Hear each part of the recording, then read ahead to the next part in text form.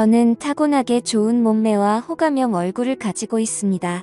결혼 전에 저를 따라다니는 남자가 정말 많았고 저와 교제를 원하는 남자들의 대시를 많이 받았지만 번번이 거절해야만 했던 이유가 있었는데 바로 엄한 집안 분위기 때문이었습니다. 항상 집에 일찍 들어가야만 했기 때문에 남자와 교제할 만한 시간이 별로 없었고 그러다가 제가 21살이 되면서 지금의 남편을 만나게 됐습니다. 처음에 이 남자를 만났을 때는 제가 연애를 하고 있다는 사실을 집안에는 비밀로 했고 어느 순간 결혼할 때가 되어서는 집안의 엄청난 반대에도 불구하고 제가 너무나도 사랑하는 사람이기에 결혼을 하게 되었습니다. 남편은 저보다 7살이 많았고 저의 첫 남자이고 부부 생활에도 아무런 문제가 없어요. 그러나 문제는 결혼을 너무 일찍 했기 때문에 저는 아직 어리고 하고 싶은 것도 많고 욕구도 많았습니다. 특히나 밖에 나가서 친구들과 만나다 보면 제가 결혼했다는 걸 상상도 하지 못하고 저에게 다가오는 남자들이 정말 많았습니다. 연락처를 좀 가르쳐달라거나 같이 술을 마시러 가는 게 어떠냐는 말이었죠. 처음에는 그런 게 신기해서 즐기기만 했는데 어느 순간부터 그런 게 너무 많아지니까 거부감이 들었습니다. 제가 일찍 결혼을 해서 당시에만 하더라도 결혼한 친구가 주변에 한 명도 없었습니다. 그러다 보니 친구들이 나이트에 가서 놀았던 이야기를 한다거나 남자친구와 만나고 헤어지는 이야기를 들으면 부럽기도 하고 저도 처음에 남편을 만났을 때의 그런 설레임을 다시 한번 가지고 싶다는 생각을 하기도 했습니다. 그러다가 정말 제 인생에서 큰 사건이 하나 터지게 됐습니다. 3년간 남편만 보고 살았던 저에게 한 번의 외도로 인해 저의 인생이 180도 달라지게 됐습니다. 정말 의도적으로 바람을 피운 것은 아닙니다. 저는 실수라고 말하고 싶지만 어느 순간에는 저도 제 자신을 주체하지 못하고 있더라고요. 제가 20대 초반이었을 때 그때까지만 해도 저는 다른 남자를 만난다는 것은 범죄라고 생각했고 인간으로서 쓰레기 같은 행동이라고 생각했습니다. 그날도 여느 때와 다름없이 퇴근하는 남편을 위해 요리를 하고 있었어요. 현관문 열리는 소리에 남편을 맞이하러 달려나가니 울상을 짚고 들어와 한숨을 쉬는 남편에게 놀라서 물어봤습니다. 자기야, 무슨 일 있어? 아, 속상해. 오늘 휴대폰을 잃어버렸지. 뭐야? 그 휴대폰은 산지 얼마 안 됐고 할부도 아직 많이 남아있는 상태였습니다. 저는 아쉽지만 그냥 잊어버리라고 얼마나 정신없게 일했으면 휴대폰을 다 잃어버리냐고 남편의 엉덩이를 토략거려주고 다시 하나 더 사면 된다고 위로했습니다. 그런데 문제는 그 다음날에 남편 번호로 저에게 전화가 왔어요. 여보세요. 저희 가게에 핸드폰 맡기고 가신 가족분 되시나요? 네, 누구시죠? 어제 가게에 방문한 손님이 휴대폰을 맡기고 술을 20만원치 먹었는데 계산도 안 하고 휴대폰을 찾아가지도 않으셔서요. 여기 저장된 번호로 연락해봤어요. 저는 처음에 그 말을 듣고 남편을 의심했지만 그럴 리가 없다고 생각했기 때문에 알아보니까 누군가 휴대폰을 주워서 가게에 맡기고 외상으로 술을 먹은 것이었습니다. 가게 주인은 휴대폰을 찾아가려면 술값을 가지고 술집으로 오라는 말을 했습니다. 돈은 아깝지만 그래도 남편이 알면 좋아할 거라는 생각으로 약속한 시간에 맞춰 택시를 타고 술집을 찾아갔습니다. 그때 시간이 오후 5시 정도였는데 제가 갔을 때 그곳은 이제 막 가게를 오픈하고 있었어요. 문 앞에 주인으로 보이는 젊은 남자가 있었습니다. 휴대폰 찾으러 왔다고 말하자 가게에 있다며 지하 2층인 술집으로 저를 데리고 갔습니다. 휴대폰을 확인하자 남편 것이 맞았는데 20만원을 주기에는 너무 아까웠습니다. 솔직히 저희 남편이 잘못한 게 아니고 이걸로 술 먹은 다른 남자가 잘못한 건데 왜 그 돈을 제가 물어줘야 되나 싶더라고요. 그러다 문득 그 남자의 외모를 살펴봤습니다.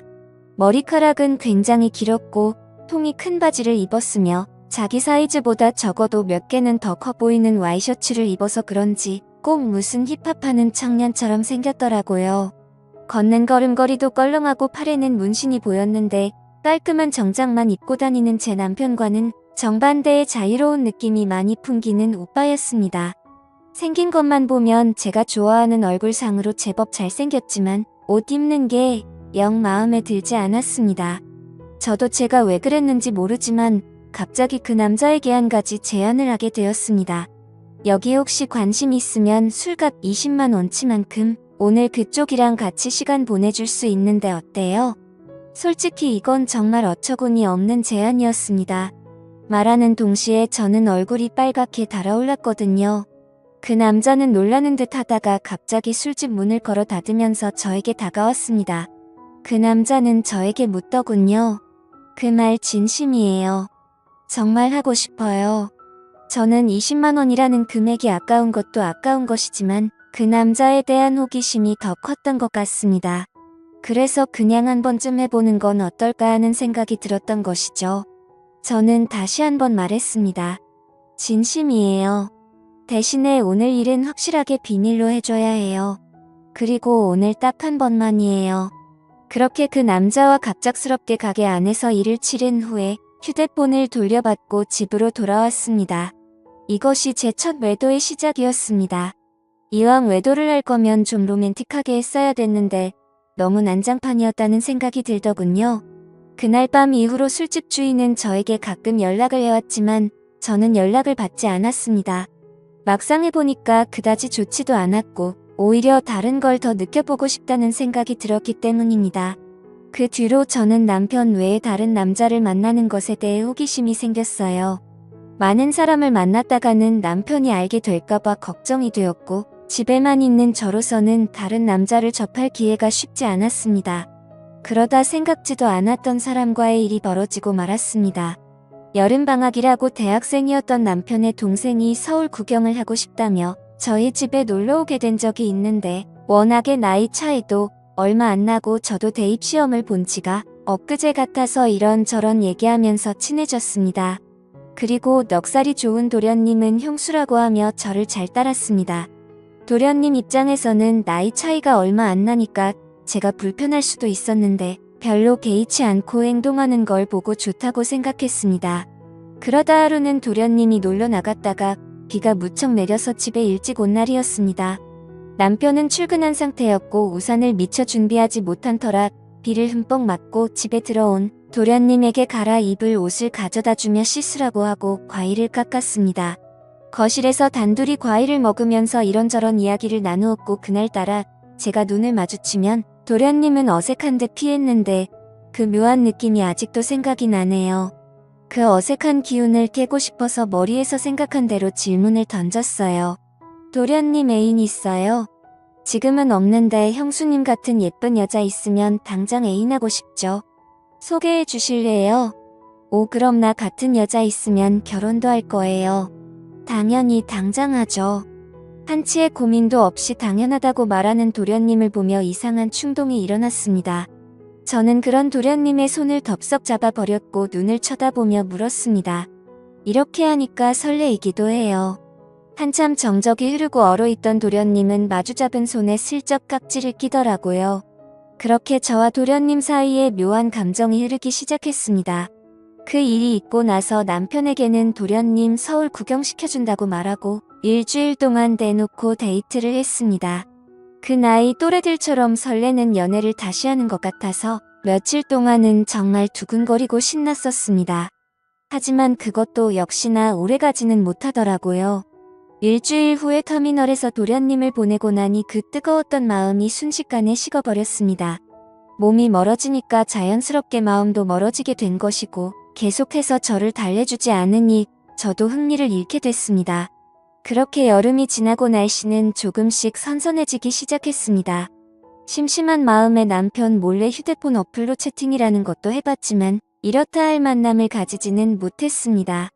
제 주변 또래 친구들은 채팅하는 어플로 친구도 많이 사귀고 연애까지 하는 애가 있던데 이상하게 저는 별 볼 일 없는 남자들만 꼬이는 것 같았습니다.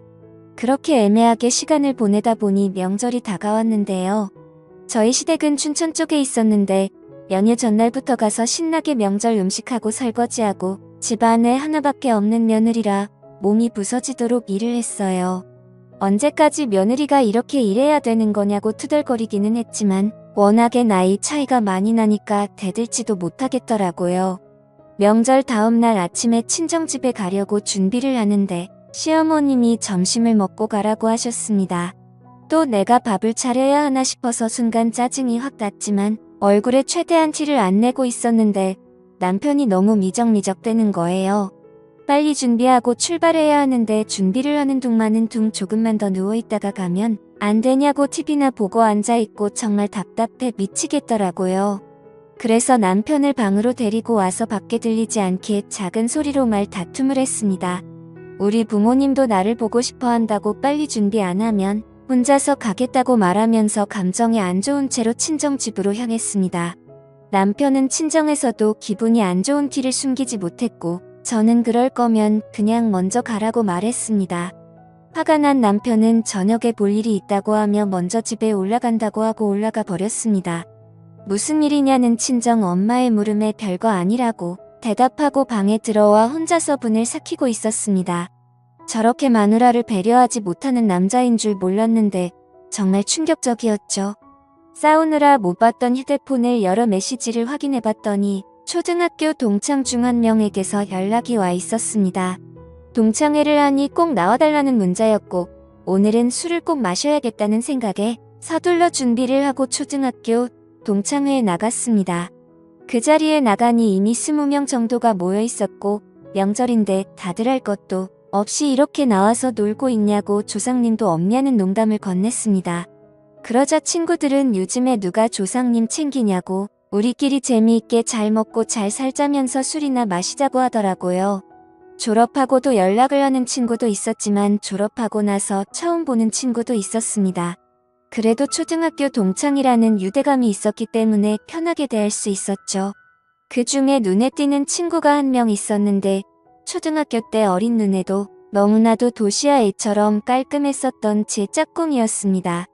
그 아이는 피부도 하얗고 공부나 운동도 잘했었기 때문에 어릴 적에 잠시나마 좋아했던 남자였어요. 제 기억상으로는 그 아이도 예뻤던 저를 좋아했었고 동네도 가까워서 자주 어울렸었던 기억이 납니다. 문방구에서 같이 과자를 사 먹으면서 집에 같이 가기도 했었고 지금 생각하면 유치한 편지도 주고받았었는데 오랜만에 보니까 훨씬 더 반갑고 기분이 좋았습니다.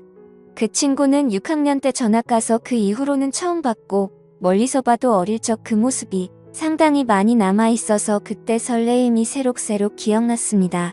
저는 반가워하며 그 친구 가까이 가서 말을 걸었어요.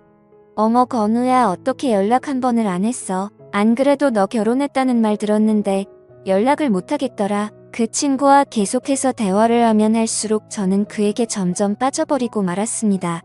제가 아마 결혼을 하지 않았다면 꼭 이런 남자와 연애를 했을 것 같다는 생각이 들 정도로 마음에 드는 친구였거든요. 이 친구랑 따로 나가서 술을 마시고 싶고 오늘 반반이라도 짧게나마 설레는 감정을 느끼고 싶었지만 저는 결혼한 여자였고 그 아이가 저를 나쁜 여자로 볼까봐 신경이 쓰였어요. 술자리가 끝나갈 때쯤 애들은 하나 둘씩 빠져나가기 시작했습니다. 저 역시 집에 가야 할 때가 왔어요. 제가 인사를 하고 나오자 그 남자도 따라 나왔고 택시를 잡으러 같이 걷기 시작했습니다. 슬며시 제 손을 잡아오는 그 남자를 쳐다보니 저를 보며 웃고 있더라고요. 오늘은 완전히 끝나버린 줄 알았던 설레는 감정이 다시 살아나기 시작했고 그렇게 손을 잡은 채로 저희는 한동안 말없이 걸었습니다. 우린 서로 끌어안다시피 해서 길을 걸었어요. 택시를 타면 금방 헤어질 것 같아 너무 아쉬워서 걸어서 집까지 갔습니다. 오랫동안 걷다가 도착한 저희 집 현관 앞에서 저를 물끄러미 쳐다보더니 제 볼에 뽀뽀를 하고는 부끄러운 듯 급하게 인사하며 뛰어갔습니다. 남편하고도 안 좋은 상황에서 그를 만난 건 정말 사막의 오아시스를 찾은 기분이었어요. 그 뒤로 저희는 종종 따로 만났고 제가 서울로 올라가서도 계속 연인으로 지냈습니다. 그러다 2년쯤 지났을 때 그 아이도 장가를 가게 되었고 그렇게 저희 둘의 만남은 끝이 나는 줄 알았습니다. 저도 중간중간에 다른 남자도 몇 번 만나봤고요. 하지만 정말 사랑이라 느낀 건 그 남자가 유일했던 것 같습니다. 저희는 결국 재회를 했고 40이 넘는 지금까지도 몰래 사랑을 하면서 만나고 있습니다. 저의 두 번째 서방님이고 이제 더 이상의 다른 사랑은 원치 않고 두 남자만 바라보며 살아보려 합니다. 너무 어린 나이에 결혼을 한 게 문제인 걸까요? 저도 가끔씩 제가 왜 이러는지 모르겠지만 도저히 빠져나올 수가 없습니다. 솔직히 말하면 왜 빠져나와야 하는지 잘 모르겠습니다. 이렇게 어리고 아름다운 나이에 기억에 남는 연애도 못해보고 결혼해서 답답하게 살다가 갈 바에는 이렇게 사랑을 즐기며 사는 게 더 남는 장사가 아니냐는 생각이 듭니다. 둘 중에 어떤 남자를 선택하고 싶지는 않아요. 상처 주는 여자가 되기는 싫거든요. 그냥 이렇게 두 남자를 바라보면서 사는 것도 충분히 가능해서 이렇게 살아가려고 하는데 무슨 큰 문제라도 되는 건 아니겠죠? 제 마음속에는 방이 2개이기 때문입니다. 지금까지 읽어주신 모든 분들 감사합니다. 구독과 좋아요, 알림 설정 눌러주시고 재밌는 사연 또 들으러 와주세요. 그럼 모두들 행복한 하루 보내세요.